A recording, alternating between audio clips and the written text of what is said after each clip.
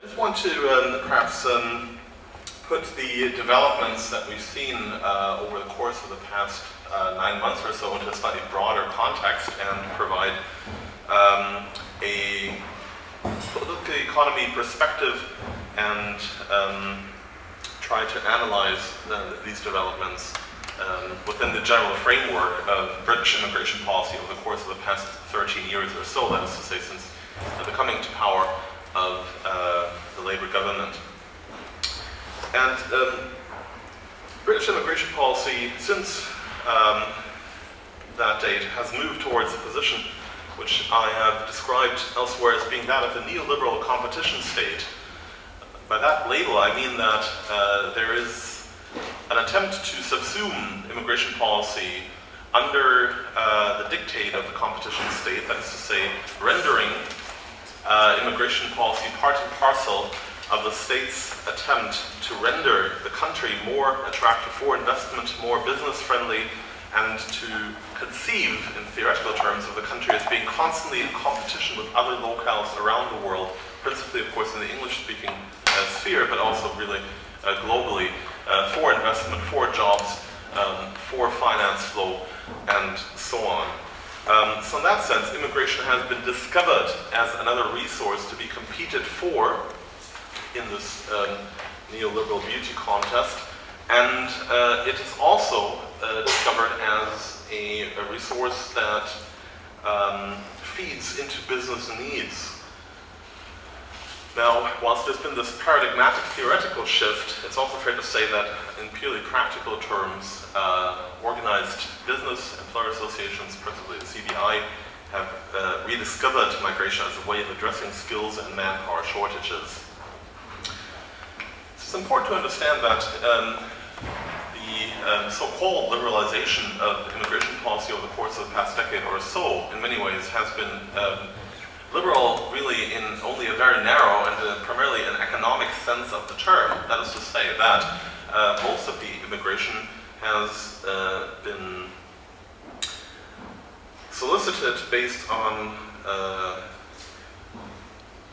concerns over labor market flexibility, a widening of the labor pool, and addressing skilled labor shortages, some of which were the result of inappropriate or insufficient policies regarding vocational and non-tertiary training. By the same token, this liberalization of immigration policy has not extended to other channels and other components of the immigration picture, notably not to humanitarian forms of immigration such as asylum. Quite to the contrary, the conditions afforded to applicants for asylum have been tightened. The attempts to offshore asylum applications were supported by the Blair government, even though they were stymied by some of the other European partners in 2003. The routine detention of failed asylum seekers, let's not forget, it was never meant to be that way. Detention was only ever meant to be pursued in exceptional circumstances. The continued use of private contractors in the construction management of detention centers, which of course has hit the papers over the course of the past few days, as yet another detainee has been, what's the correct word to use? Murdered is probably an appropriate term. He's not the first, he won't be the last.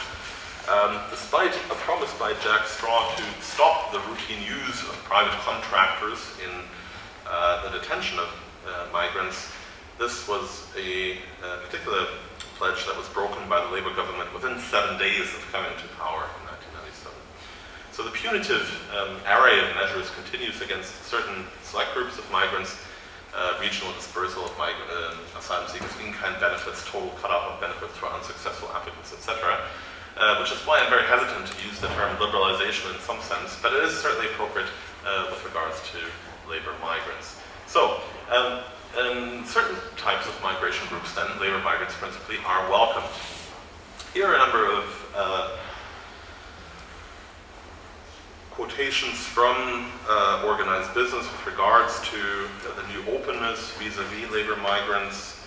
In 2005, then CBI President Digby Jones, of course, went on to play a significant senior role in the Brown government, stressed the advantage Britain enjoyed thanks to its flexible labor markets and pragmatic labor migration schemes.